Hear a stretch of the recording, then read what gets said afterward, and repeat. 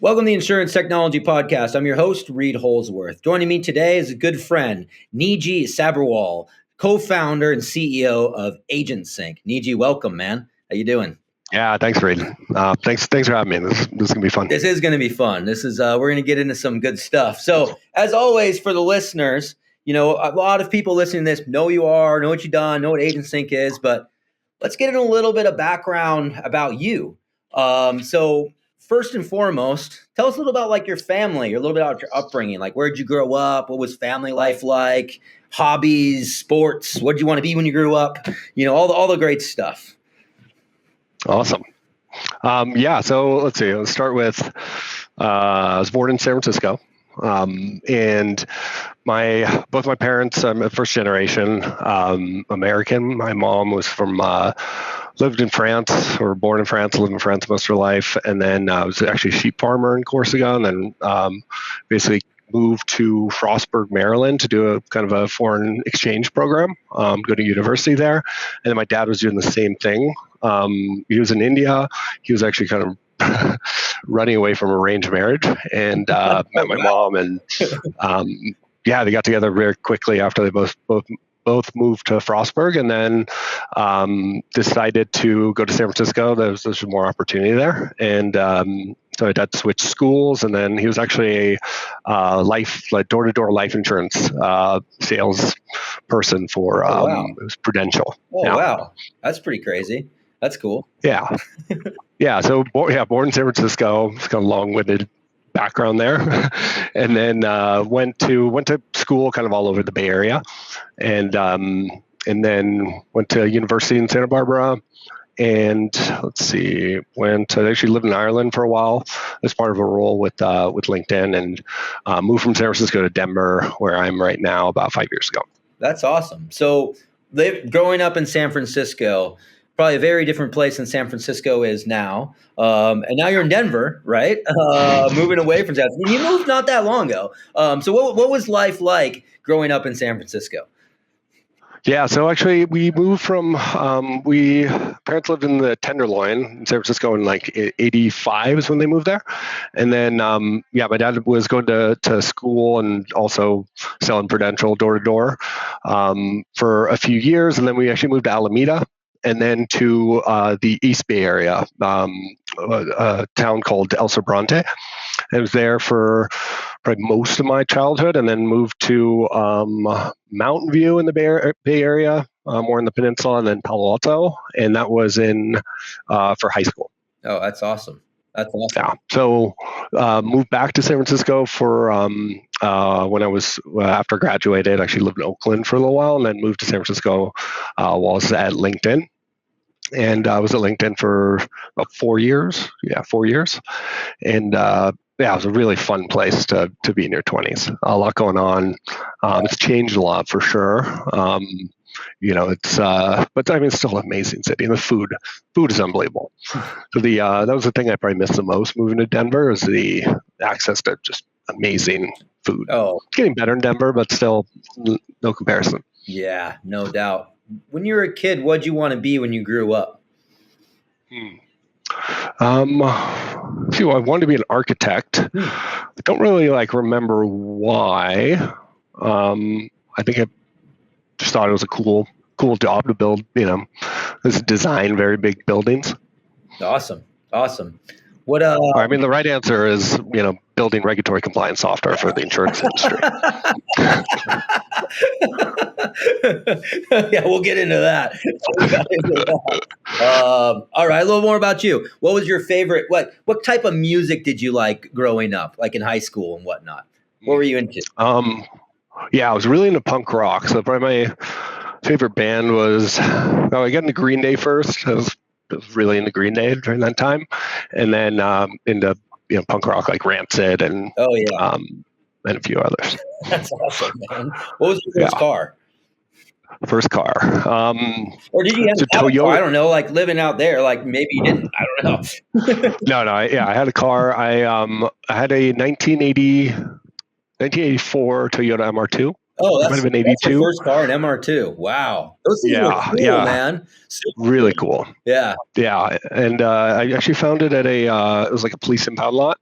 My buddy got into some trouble, and had to give him a ride. And when he picked up his car, I saw this thing. I was like, oh, it's beautiful, really cool car. And they were selling it, and it was like $800. I mean, it had a lot of problems. So yeah, it's actually really fun. I got it running and got it into really good shape with my dad over that summer.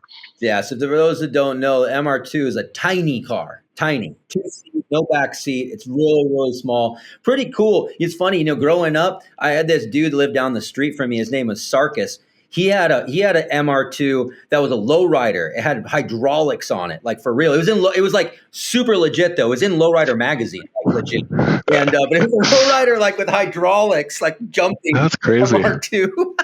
I can't picture that.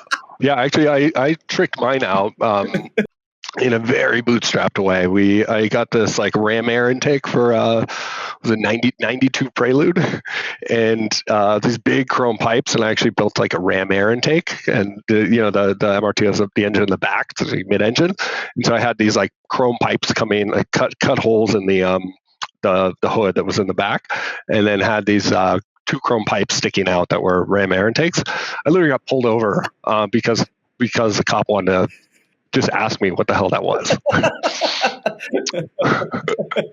That's awesome. That's awesome. So all right. So what was your first job? Like your first like crap job, like first job you ever did, not real job, like first job, like before out of college stuff.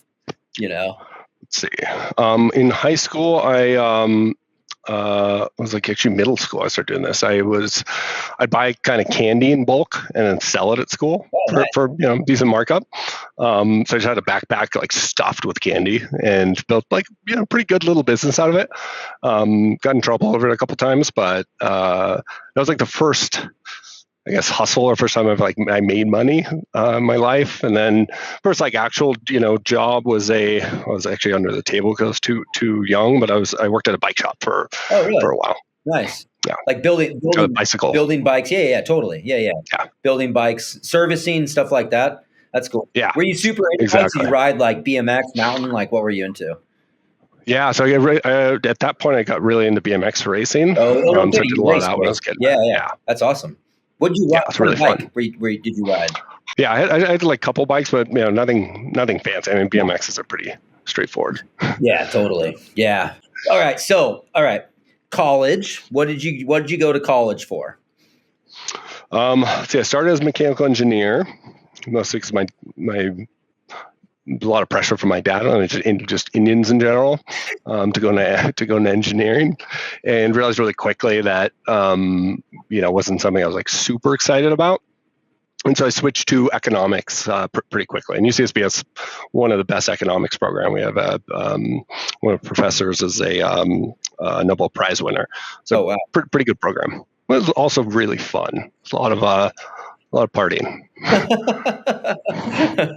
So economics, and we'll have to get to this, but like when I met you, you were like full stack dev, right? Like, no, I had a team that I was doing sales operations, so like revenue operations. Oh, okay. I thought okay. Yeah. Yeah, I had a team that was doing systems. Remember that? Yeah, that's where we met. We actually bought Tech Canary. Yep. Yeah. So what was your first real job? Economics, you get out of school, what'd you do? What was it? Like, man, that was a tough time. So I graduated in 2009 with an economics degree, like right during that just awful crash. And it was just the worst time to graduate with that degree, right? So there was, it was really hard. I must have done like 100 interviews, and I couldn't get a job at like Pete's Coffee. Saved my life. I interviewed at like a few Pete's Coffees and wasn't qualified. So it was just a really tough time. So actually, I didn't know this at the time, but I interviewed at this shop, stamp and engraving shop in Berkeley on University Avenue. So I was living in Oakland at the time. they basically manufactured rubber stamps. One of their biggest, funny enough, one of their biggest customers was Pete's Coffee, and because Pete's Coffee still has those like rubber stamped the flavors on their bags of coffee that they sell, okay. and they make it a point because they're also based in Berkeley to buy locally, and so we were the main distributor, for all of Pete's Coffees for those stamps, and then that place also did like trophy engraving, and they apparently just got robbed like the week before I interviewed there, and so they were just looking for like a big dude to be the cashier, and I came along at a perfect time. It's like $9 an hour, but it was a lot of fun. Probably my favorite job. So then what? So how'd you so you said you were at LinkedIn. Like, what did you do after that? Like, how'd you get into like the tech world? I mean, obviously you'd be there, but how'd you get into this whole world? Let's go through it, and then like where we met, all the way up to where we met. Yeah. Okay. Let's see. So. Yeah, again, the reason I got into tech, I guess. So my dad, when we moved from the East Bay to the Peninsula, he got a job at HP at Hewlett Packard, and my dad was in HR. Actually, just retired last year, and so. So moved there. I was able to get kind of foot in the door to get an internship there. Okay. We actually built we were built and marketed these really interesting, they're like Linux computers that you could break into 4 partitions and have 4 people use basically the same computer. And then they were marketing it to basically a few countries in Africa and like Eastern Europe as a means to like start a small business where you could do it at a fraction of the cost. That was really fun. So I did an internship there that actually spanned 2 summers, and that was my first kind of tech job. And then when I was working at the stamp and engraving shop, this way later after, and so that internship was in college. And then when I came out, HP didn't have a job, and they were tech was in a really tough place, and anything financial services related was also in a tough place. So got the job at the stamp and engraving shop, and then went to a Halloween. My parents threw a Halloween party. They throw like the best Halloween parties, and I met a recruiter for LinkedIn. He was a sales recruiter there. He just joined, and he was pitching me on the company. And I was familiar with LinkedIn. I had a LinkedIn profile at the time, but I was kind of wasted at that Halloween party, and don't remember much of the conversation, but apparently made an impression on him. So started the recruiting process there, and it was like 3 months long. A lot of hoops to jump through, but landed my first like real job in tech there. I was started as an SDR, so like a junior salesperson. They were one of the first companies to actually start or have like a legit SDR program. And so I was the 5th SDR on the team. Ended up growing that team when I left from like 5 to like just over 200 people across 9 global offices. And so started as an SDR. I did that for like 6 months to a year, just doing cold calls, like 100 calls a day. And then saw a need for kind of a more systems and more like strategic operations role there, and to kind of pitch the role to my boss. And then basically that day was then running the sales ops team for that team. And then just loved that. Did that for the next like 9 years or so before or 10 years before starting AgentSync. Gotcha. Yeah, that's awesome, man. So LinkedIn and then Zenefits, right? Oh yeah. That was a bridge. So I was at LinkedIn for about 4 years. Lived in Dublin for one of those years. A lot of fun, just getting experience, basically figuring out how to sell in the EMEA markets, so Europe, Middle East, and Africa. And really interesting, like super interesting setting up operations, because there's obviously the language issue where you're trying to build a team and trying to build a lead gen engine where you're sending the leads based on the the right languages for one, but there's also this really interesting cultural differences where I'm just going to say it, Europe's like pretty racist overall. And it's more of like it's an open thing that people don't mind talking about. It might have changed recently, but back then it was yeah, just a very open thing. So you'd never assign somebody with a Spanish accent to sell into the UK, for example. And so we have to design a lot of those kind of cultural things around not just language based, but around how you route leads. There's one example, but anyway, so did that for about a year, and then I moved back to San Francisco, and with LinkedIn, and then went on to Zenefits about 6 months after I moved back. And so actually, I met my wife and co-founder at LinkedIn, and kind of came back to. We started dating right before I moved to Ireland. It was kind of stupid, and then she broke up with me because I didn't want to do the long distance thing. And then got back together and wanted to make a proper go at it. And then she left LinkedIn, I think it was like while I was in Ireland. And so I was there for 6 months and left and went to a company called Zenefits. So she was not familiar. She went to Zenefits first? Oh, no. Sorry. So she went to Dropbox and then to Stripe before joining AgentSync. Okay. I got you. Gotcha. So then you were at Zenefits doing the same thing. For whatever reason, I don't know why the hell I thought you were a developer back then, but whatever, dude. Stupid me. Anyways, I guess it's just because we dealt with you a lot on the system side or whatever in that way. Yeah. But yeah, that was a wild ride.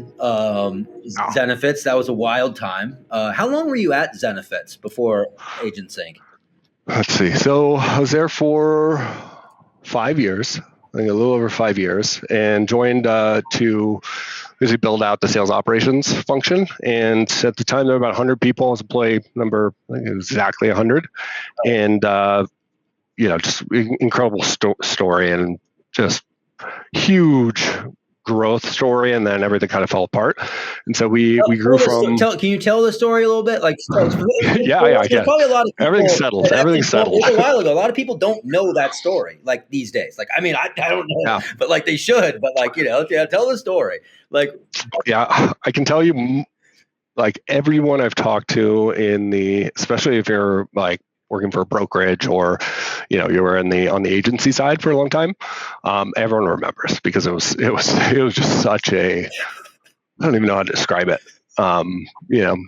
Infamous, I guess. And so for a variety of reasons, but at a high level, so Zenefits is a really HR benefits and payroll provider. They got acquired by TriNet. I don't know if the brand still exists anymore, but that was the solution, right? It's benefits like HRIS and payroll. And so it was a combined solution where Zenefits became your broker to manage, all the really group health and group life. Hold on. So for everybody that doesn't know, like Zenefits built their HR platform to manage your benefits, blah, blah, blah, blah. But it was free. It was free. And it was free if you BOR'd over your insurance. That was a main method. What? Like, it was so game changing. So Zenefits technically was a software company, right? Mm-hmm. But they generated revenue via insurance. Right? Yeah. We did a couple new enrollments, but by and large, it was driven by BORs. Yeah. Pretty genius model. Yeah. And a few others actually picked this up as well, and they're still doing really well. Gusto being one of them, really great company.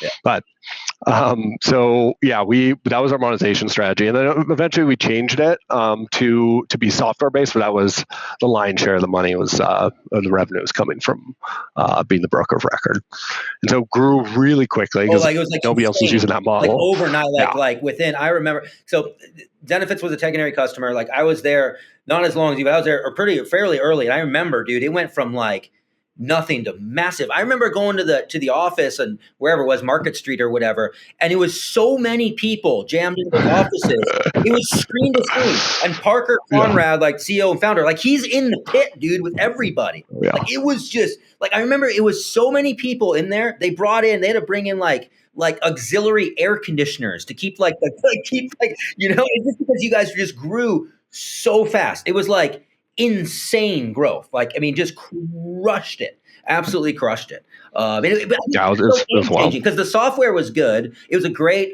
solution, and businesses were like, "Hell yeah, I'll let you be my broker if you're going to give me this great thing." Right? Generally speaking, and then you guys got it. You did PNC as well. You did a bunch of shit, and it was, I mean, huge growth story. A lot of big people like invested in it. There was a lot of like people that were really. I mean, that was big news back in the day for sure. It was the fastest growing software company of all time at Really? that time. Wow. Like a lot of these AI companies probably broke those records, but it was just bananas growth, right? We went from 100 employees to 1,700 and I don't know, it was like a year or two. It was just absolutely crazy. Yeah. Absolutely crazy. I remember like you opened up offices in like, where was it, like Arizona or something like it just like completely exploded. So then, Yeah, it was in Scottsdale. Scottsdale, there, yeah, thank you. Yep. So then like what happened? What happened? Well, that's the end of the story. I think this is a good story for you and your background. Totally. Like it was. Yeah, no, I mean, obviously it fits perfectly. So, yeah, actually, fun fact about the just being so crammed in the office. I know. No, I know. I'm happy to. But we were actually two to a desk, and we're like literally just like a very normal sized desk. Like my desk here is, I don't know, like this wide. Yes. And we had two people to every desk for. It was a while until we like built out another floor. This is what I was talking about. Like he's not joking, people. Like I've been in this office. Like it is like, think about this: one screen, and the screens are touching. Like, and that's your neighbor. Yeah. Absolutely crazy. The screens are touching all the way down. It was wild. It was actually really hard for sales because, for obvious reasons, we couldn't have somebody literally two people on the phone while they're sitting next to each other. But absolutely bananas. And the growth was incredible. Went from no valuation to like 4.5 billion within a couple of years. 4.5 billion. I remember that. That's insane. It was like less than like 3 years, 4.5 billion. Like not so. Yeah. And so, we grew just way too quickly. And, I think the biggest issue is we just didn't put the right controls in place and really didn't have, we saw ourselves more as a tech company than insurance brokerage, a highly regulated insurance brokerage. And so we just didn't take those regulations seriously enough. I'm just going to say it as it is.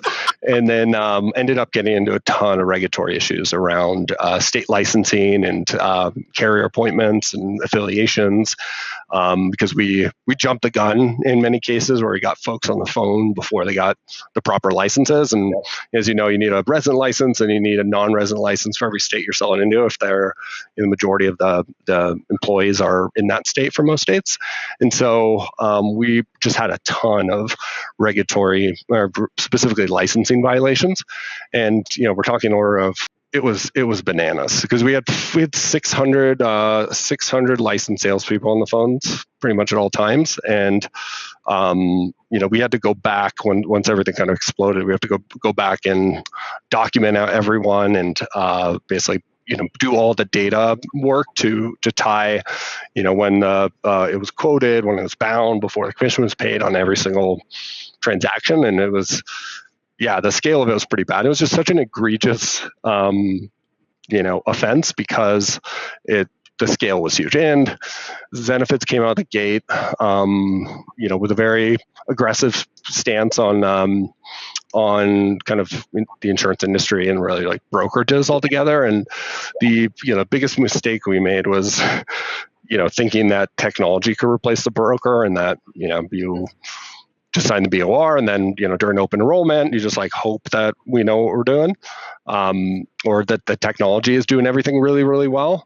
And so that was the biggest thing we underestimated is at the time, I that was my first kind of intro into insurance and just had no idea how important the broker was, right? And how valuable that the thought leadership with their policyholders and really customers, how important that is, and just the expertise. Yeah. I mean, from my vantage point, like from what I saw, is you had a business that completely exploded, freaking scaled like nutso, and you couldn't onboard people fast enough to get them licensed to be Mm-hmm. able to handle the demand that was coming in. Yeah. On the other side, you had an entire industry of brokers that hated it because they're like, they couldn't compete at this level. Like, so let's be real. It wasn't like, and maybe you did, like a lot of it was smaller, mid-sized business, not like really super large, complex stuff. Like we might have had some, I don't know, but I'd say generally speaking. And so like the brokers were like so pissed, and they were calling the regulators like, "There's got to be something here." There's right, because they were just so, because you guys were just taking premium in so many ways, and yeah, unfortunately, there was some people that weren't licensed. Let's just say, and yeah, you got like, and then they completely, because of it, completely made an example out of you guys. Oh yeah, head on the wall. Which is like a little bit. I get it, like, but dude, they kind of really twisted the knife there, right? Honestly, we had it coming. Just looking back on the whole thing, it was just not knowing the industry well enough and like building the relationships and entering it in a slightly different way. It could have been done a lot differently. But it was crazy. There was a BuzzFeed article that broke the news. It's one reporter who was, don't love the guy, but really good reporter.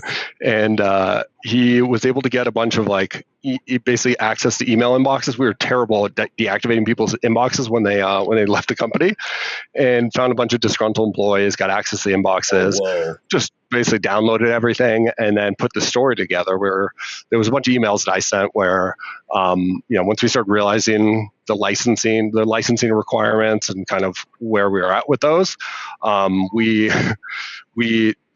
find the people who needed to go get a license in a specific state, and so I sent a handful of kind of one-off emails saying, "Drop what you're doing, go handle this right now."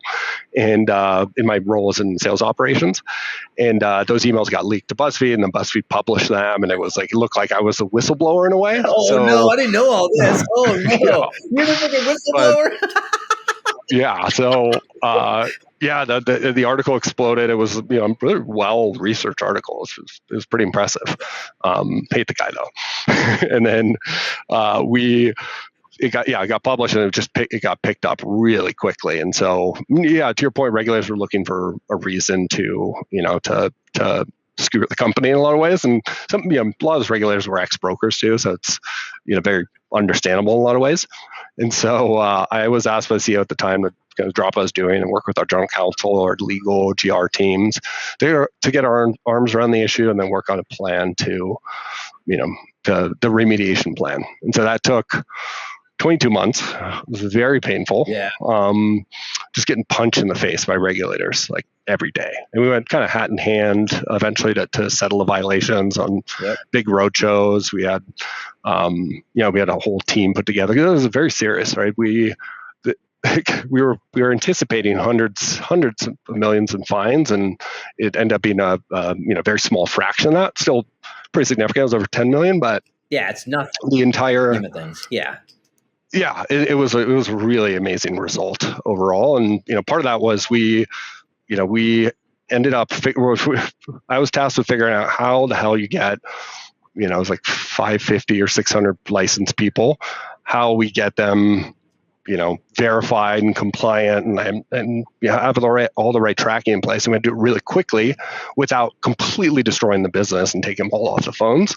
So ended up building internally, we got some contract engineers and built out a integration to, it was through NIPR, but really an integration to all the state departments of insurance to be able to pull credentials into our instance of Salesforce, our CRM or customer relationship management tool, and brought that in to basically verify transactions in real time. So you couldn't get a lead routed to you. You couldn't, close a deal. You couldn't get paid a commission unless you had the right license on file. And it was all, had to be in the system. And we ran an integration with the State Department's insurance to pull that data in. And so that was pretty game changing because we were able to get into full compliance basically overnight without, having controls in place that you couldn't bypass. And so that was really successful. So we decided to kind of open source it to the industry to, one, we wanted to really show regulators we were taking this seriously and that we were bending over backwards and wanted to, really like set a good example for what to do if you do get in trouble like this. Because a lot of folks get. Everybody doesn't know. I remember because you guys built a free app on Salesforce with what you're just talking about. And it was good, dude. And like, it was badass. And so like, everybody's like, oh, okay, we know why it's free. We know. Yeah. But yeah, we got a lot of press. We were at Dreamforce one year because David Sachs was CEO at the time, and he had a good relationship with Mark Benioff. So we got a keynote stage at Dreamforce to kind of present the story, and we were in there like app book, and it actually worked out really well. And like honestly, kind of saw it as a PR stunt, but it worked really well, and we were concerned about adoption because obviously brokers are probably not going to want to use that tool given the conflict or just give Zenefits any data whatsoever on that. So surprisingly, we saw like hundreds of downloads really quickly, and once we actually looked into who was downloading, it was like mostly carriers. And so a bunch of light bulbs went off in my head. This was something that could have teeth, right? It could be a real product. And it was so different from what Zenefits was doing that, once we got through the woods with the regulatory issues, they were gracious enough to sign the IP over to me. And that was, the basis for AgentSync. The company we ended up building was to basically, initially it was mostly for a very limited use case where you're just checking licenses in real time as transactions came in to make sure everything was compliant. Yeah. And then it quickly grew to something just a lot bigger, but still having the compliance backbone in pretty much every deployment. Talk about that a little bit, like bigger in what way? Like I know, but for the listeners, Yeah. So, I said it's my first insurance job, but like, looking back, it was not an insurance job, right? It was very, very different. And I knew just enough that I knew there was enough pain here that people would pay for software to solve it, but had no idea how big that pain really was and how widespread it was. So, initially we were going after companies like Zenefits, and those were the first 10 customers were very Zenefits-shaped customers, and InsurTechs, a lot of technology companies that were selling insurance, and so we're able to get those. They're mostly group health agencies or brokers, and then realized really quickly, this actually makes sense for MGAs and carriers, and expanded it really, really quickly, and then also realized that it works just as well for group health as it does for personal and commercial and life and annuity and Medicare. And so expanded the scope to be really across every distribution model. So agencies, carriers, MGAs, MGUs, FMOs, IMOs, aggregators, you name it, as well as every line of business. It's pretty wild because like to your point on the surface, it's like, oh, okay, that's like a thing that like we kind of need and we do. But like when you dig in, like everybody across our industry needs a solution like this. It's a problem. If you're touching the distribution insurance in any way, shape, or form, you have to have something like this in order to scale. And really small shops, like if you're 5 brokers or under a single state or 2 states, probably doesn't make sense, right? You could track that in a spreadsheet or just off the side of your desk. But the second you get into any sort of complexity, because every state all 50 states there's no uniform standards for pretty much anything. So every state gets to set licensing requirements, the appointment requirements, the affiliation requirements, as well as all the continuing education, the new license applications, just the entire kind of the way they regulate brokers and carriers in the industry at large. And so it's a rat's nest of complexity when you're trying to manage this across multiple states and multiple distribution models. So, what AgentSync really does at the core is normalize all that complexity. So our customers can just think about, okay, they're selling life and health in these states, and then we take care of everything else. So we do, all the mapping to make sure they have the right licenses based on the products they're selling, as well as the ability to actually just go get licenses really quickly or in an automated way from the state, and then automatically submit appointments where you need to. And so what it turned into is more of like distribution channel management than a compliance. It started as a compliance app, and then we realized that there was a much bigger opportunity here, because at the end of the day, what we do is we connect distributors with products to sell. Mm-hmm. And so in order to do that, it sounds fairly simple to make that connection and do the onboarding, but there's actually 17 steps that go into that process of getting a producer ready to sell. And unfortunately, the burden falls on the producer most of the time to do the heavy lifting, and just a lot of back and forth with the carrier. It can take, on average, it's like 45 days to get a producer onboarded. And that seems crazy, right? Something that should be able to be done in real time through APIs. Right. And that's been our North Star the entire time. We have 200 people maniacally focused on connecting distributors with products to sell. So getting producers ready to sell. Yeah, and you've done a fantastic job of that. I don't really know who else is doing what you guys truly do out there in the industry, and especially at the level you're doing it at. But I mean, I don't know, like, there's pieces of it. There's a lot of, I'm not going to name names, but there's others out there that are doing things that like you guys do in ways, but not the same.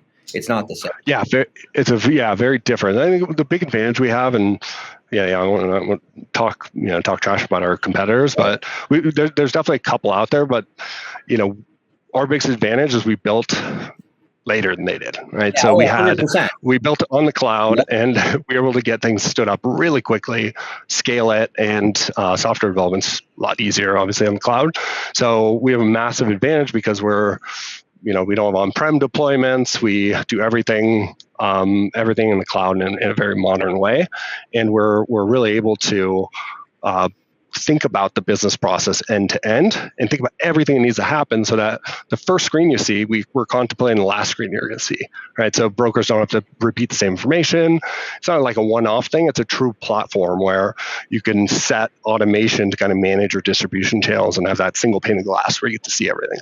Yeah, no, it's awesome, man, and you guys are crushing it. When did you start AgentSync? Like, how long ago was that? It wasn't that long ago, was it? Yeah, so we just celebrated our 6th birthday. 6 years, yeah, okay, yeah. Back in October.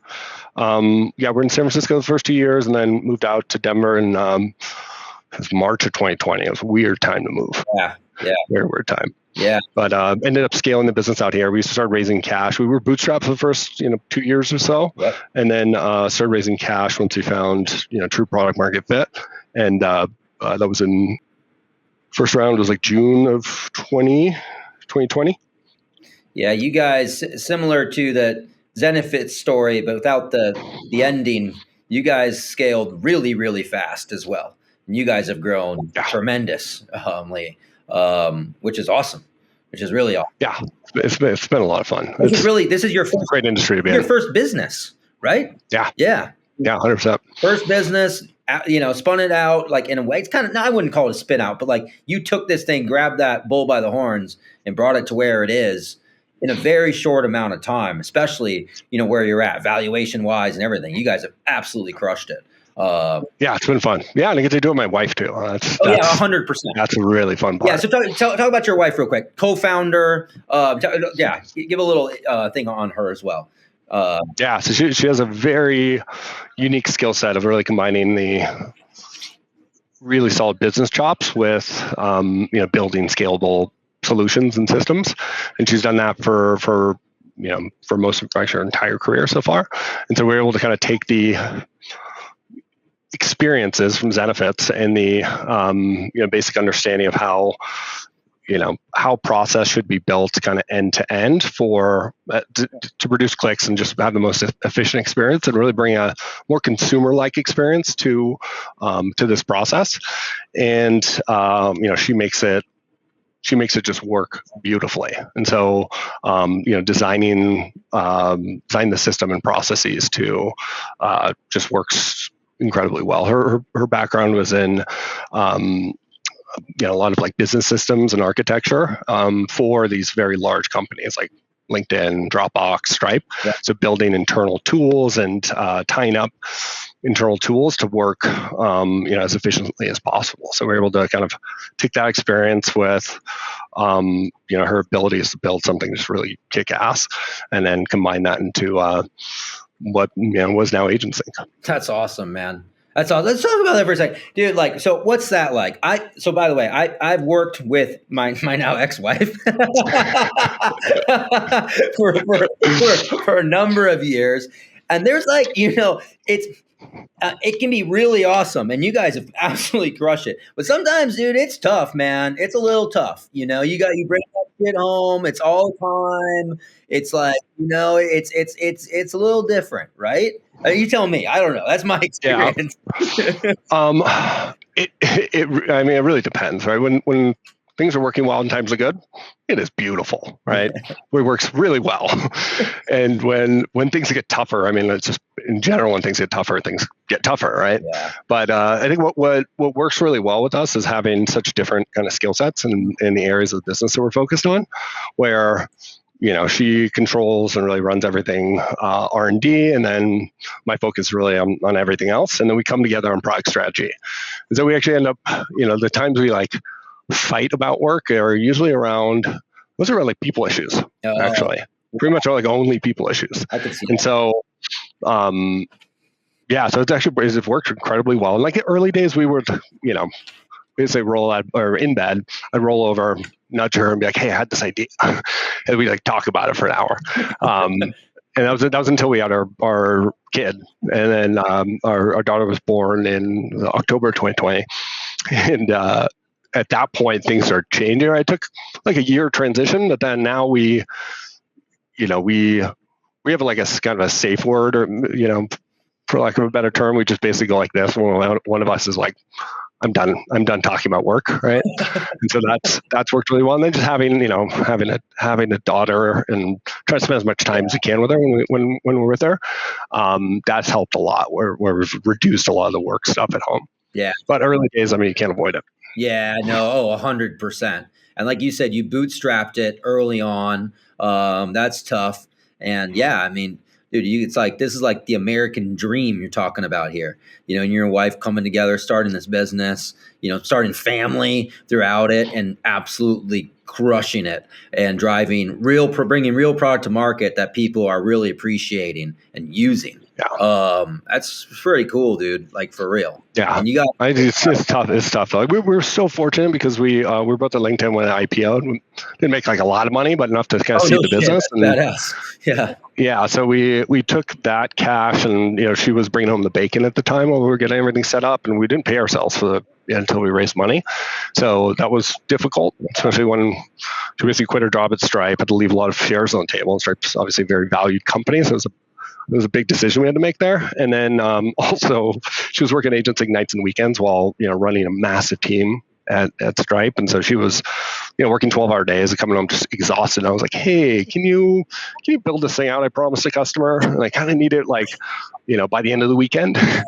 And so that was really challenging. Like, she was burning the candle from both ends, and having to like kind of like beg and negotiate for our time was challenging. The first 2 years were rough, bootstrapping it especially, because it was we were just bleeding money, and we had a limit on how much we were like okay to lose before we like cut bait. But we also made this like really bad error. We hired a contract engineer kind of early days and had some cash coming in, and then built some really bad code that basically overcharged or basically submitted license transactions over and over again. There's no way to undo that, and so you just pay for it over and over again. Oh, wow. We lost like $70,000 just on that issue because we didn't catch it for a little while. Oh, wow. And so we had to basically take $70,000 out of our bank account and give it to the customers, being, hey, we made a huge mistake. Here's all the money back. Hope you stay, but totally understand if this is, it's like too big of an issue. And all of them stayed. It was pretty amazing. That is pretty amazing. Well, you did the right thing too. Yeah. And they probably knew, but you have a good product as well. So, which I think says a lot. Yeah. That's wild, dude. What a wild story. I mean, you sit back and I mean, to do what you did and to bootstrap and do all that. I mean, are you at the point now where you can sit back? You're just still in the mix of it, but are you like, dude, we like really have done some cool stuff here? Are you there yet? Are you just still kind of in the grind where you're not able to like, you're like, yeah, dude, but like, I got investors now. I got board. And they're, cracking the whip. Yeah, it's definitely not. I mean, arguably, like a business is not really steady state. And if it got to steady state, it would feel really weird, right? Yeah. That's mean we're probably not stretching enough and taking enough risks. So, like, I'd say overall, like, definitely not that time yet. I don't think it will ever be. Yeah. If, we're being real about it, because we're constantly growing, constantly trying new things. The market is changing very dramatically. We've gone through a period of volatility that I haven't heard of in this space across every line of business. Well, that's what's crazy anytime, too. right? Like, we were talking, what was it, like 6 months ago or something? We were on a call and you're like, dude, like, this is really tough because my customers, the carriers, they don't want to write more agencies. Like, no, they like stop. Yeah, they're trying to get rid of them. They want to get rid of them. So they're like they're in the business of getting rid of, like your customers in a way, I guess. I don't know how I'd say that. But yeah, right? Yeah, but it's been really wild across like every vertical.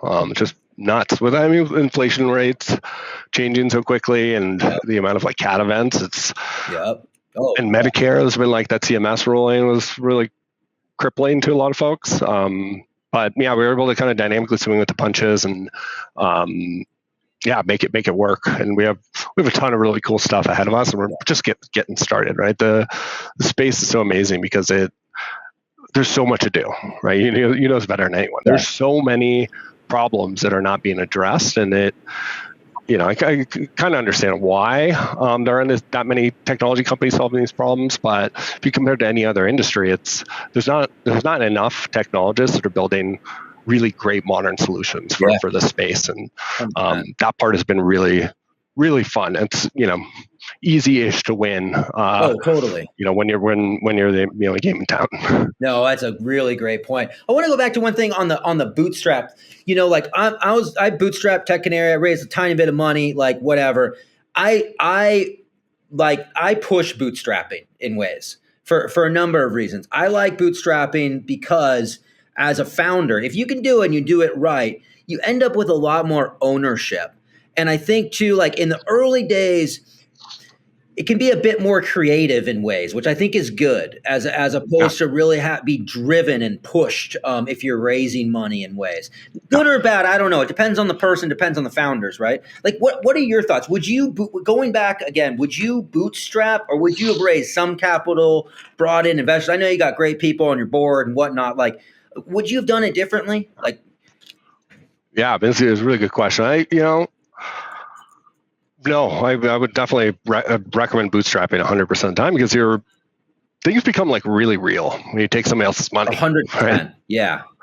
And so being kind of like, controlling all of the elements and just being accountable to yourself, you take risks and make decisions in a way that, feel more comfortable, especially if it's coming out of your bank account. It actually forces you to make really good decisions when it comes to capital efficiency, right? Getting really creative, to your point. And so that helped us build that capital efficiency into our DNA. So we actually technically got the cash flow positive before raising cash. And then the reason why, I think the biggest reason why you want to raise money, is to take advantage of demand that might not be there forever, right? Totally. And so what we started realizing, we were just the two of us in our kitchen in San Francisco at the time. We were bringing in probably like $300K of new revenue every month, and it was just happening, rinse and repeat. It was just two of us, right? Yeah. We brought on our first employee right around that time, and good friend of ours. He was actually living in Singapore at the time, and he was didn't take a paycheck either until we raised cash. He was our COO, and joining calls with like a crazy amount of energy, and like, I don't know, 3 a.m. Singapore time, and so we're in this position where we can do things quickly, and we can move really fast, and we can actually leverage that capital that was coming in a way that obviously it wasn't unlimited, but we did have funds to start hiring a couple people here and there, and make investments in software and stuff. But it really forces you to make good decisions overall, and then it becomes very real once you start raising cash. And I think we have an amazing set of investors, and a really amazing board, and so it doesn't feel don't feel really accountable to them or to please them in any ways, but it's, once you start raising cash, you start hiring a lot of people, right? And then you're starting bet on the come a bet. And so you're taking on a loss so you can have a much bigger outcome later. And so that trade-off is hard to manage overall. And then second you hire a person, you're responsible for them and their livelihood. Yeah, 100%. That's very real. That's something that I think was the hardest part of building this business, is having that responsibility and that, especially as a new founder and business owner, like you've never had that kind of responsibility on your back. Like, oh shit, like if I screw this up, like people aren't feeding their families. Like that pressure is gnarly, Yeah, it's crushing. Yeah, 100%. But it's like, I don't know, like, hey, gives you that, and you push and you get stuff done. I mean, it's not bad per se. Yeah, but it's a good pressure. It's just, it's hard. But I'd say like capturing the demand that was for us, that was the biggest reason. I was very against fundraising, and Parker Conrad was actually our first check-in, and he was just an amazing mentor through the fundraising process. He's probably the best fundraiser on the planet. I don't know anyone who's better than him at this. And so, I got to benefit a lot from his like mentorship and coaching, really across every round. And so, bringing that cash on things were different, right? Once you start bringing the cash on, because, you're, for all the reasons I just mentioned, and you're going to start investing a lot. And so, we thought about a bunch of different ways on how we would be able to do it if we continued to bootstrap. And we could have gotten, probably not to scale definitely not the scale we're at today that quickly, but we grew, it was like 10x in revenue the first year, 6x the second year, it was like 4x a year after that. So it was just bananas, hockey stick growth. And that would have been impossible if we didn't hire a ton of salespeople, more engineers, and more customer support people and customer success people. And it just we wouldn't have been able to do that during that time frame. And I mean, you remember 2020, it was the best time to be in the software business by far. Yeah, right. Yeah, so it was just taking advantage of the demand was a big one, but it changes things quite a bit. Yeah. No, that's and since my co-founders, since we're married, we have basically like 2 co-founder stakes in one, which is totally. A really nice effect. Right? Totally. That's awesome. That's awesome, man. No, hey, congrats on all the success. I want to ask you a couple quick questions on insurance. Like if you were to, now that you've been in this world and whatnot, if you were to change something in insurance, what would it be? I mean, first thing that comes to mind is make healthcare free for everyone. Not really like an insurance problem, I guess, more of a healthcare problem, but that's a whole nother can of worms. So the one that I'm very focused on right now is really making every broker in the country, giving them market access to the best products to offer their communities.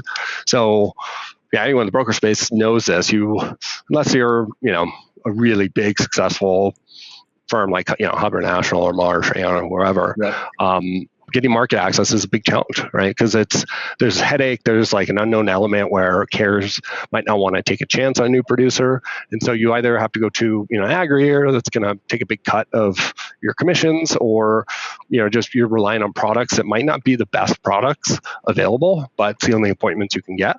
And so as a result, it creates this kind of unfair dynamic where the vast majority of producers in the country are small shops, right? It's Al's insurance agency in a strip mall, and the vast majority of premium written is through those firms, and they have the least amount of access. So having just lowering that barrier to entry and making that burden a lot less cumbersome to the carrier, that's the problem we're focused on. And really that problem it's carrier appointments for sure on the compliance side, but it's really bringing uniformity to the way that carriers onboard agents and get them appointed and do all that, the background checks and the onboarding, and making that super easy. So it's literally APIs in the background, click of a button.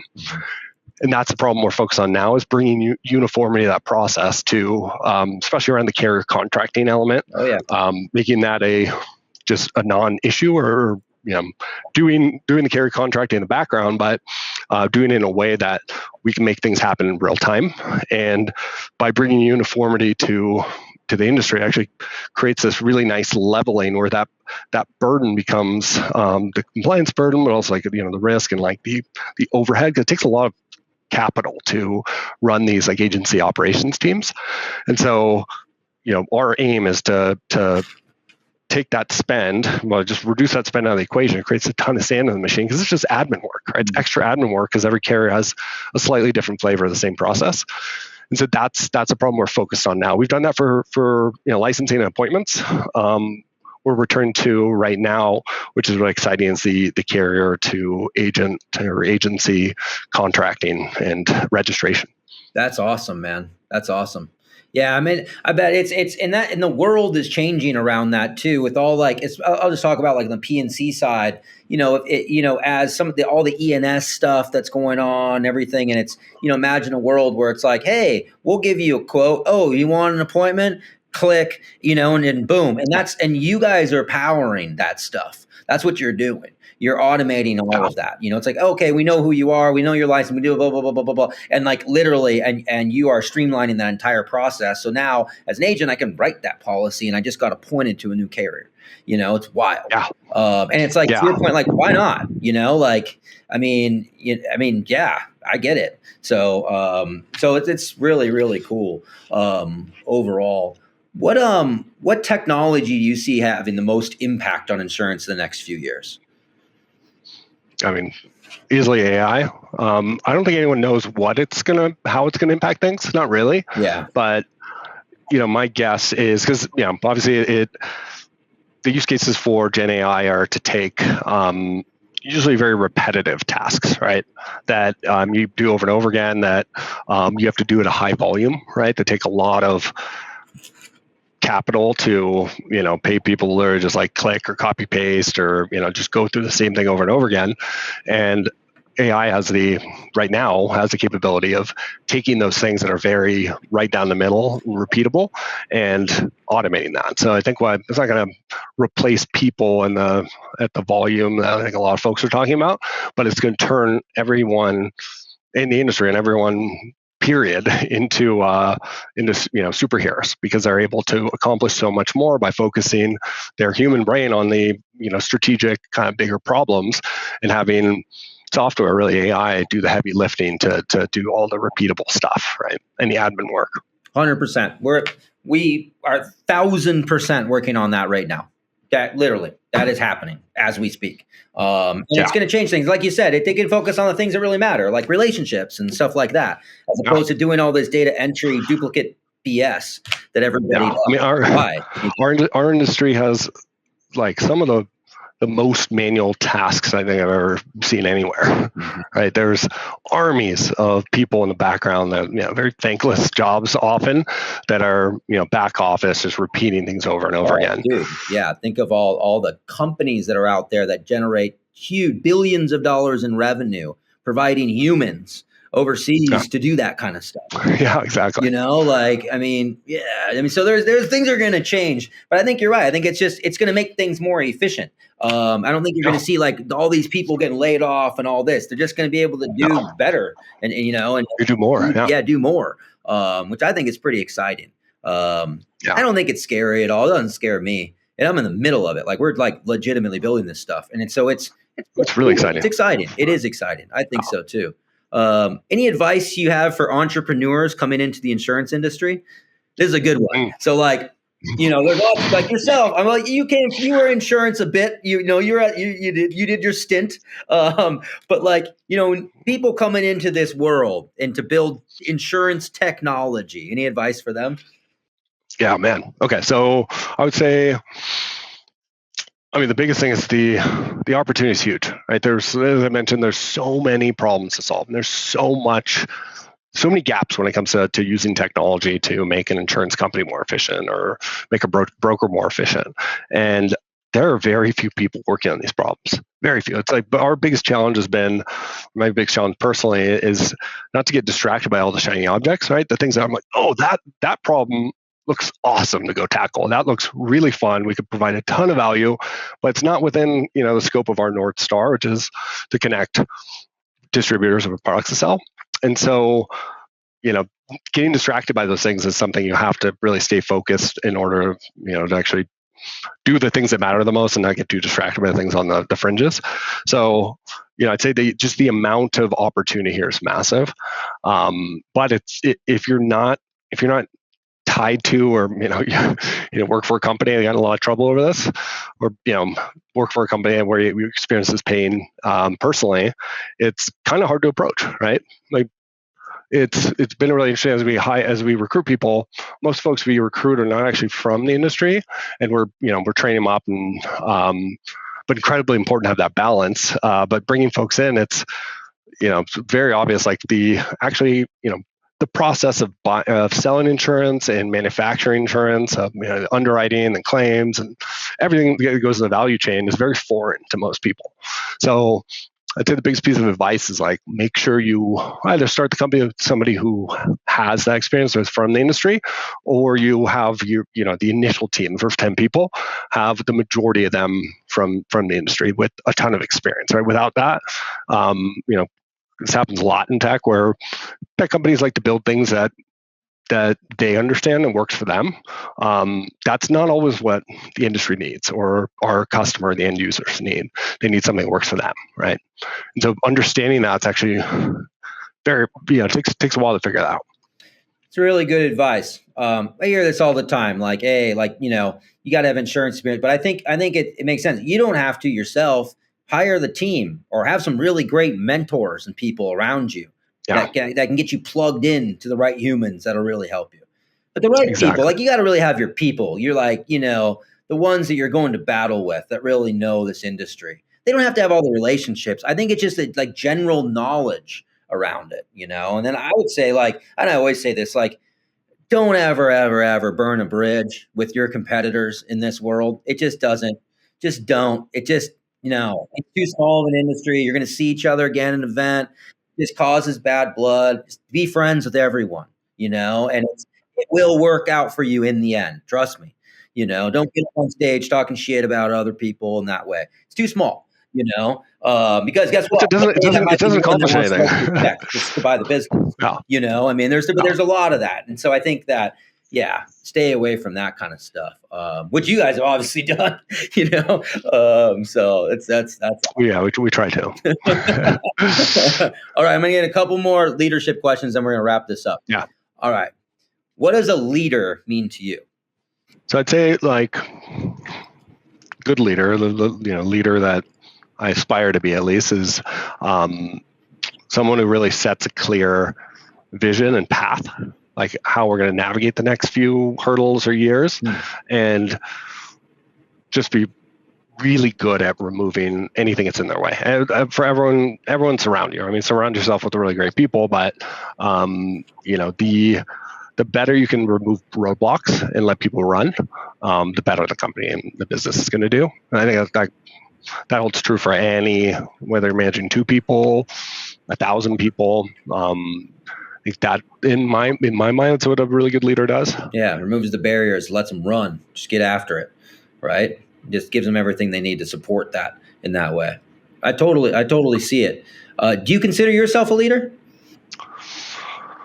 I feel like I'm getting there. I consider myself probably more of a problem solver, but realizing that, the first 20 to 50 people when you're starting a company is, you need problem solvers. You need just doers who roll up their sleeves and just get things done and really get into the details.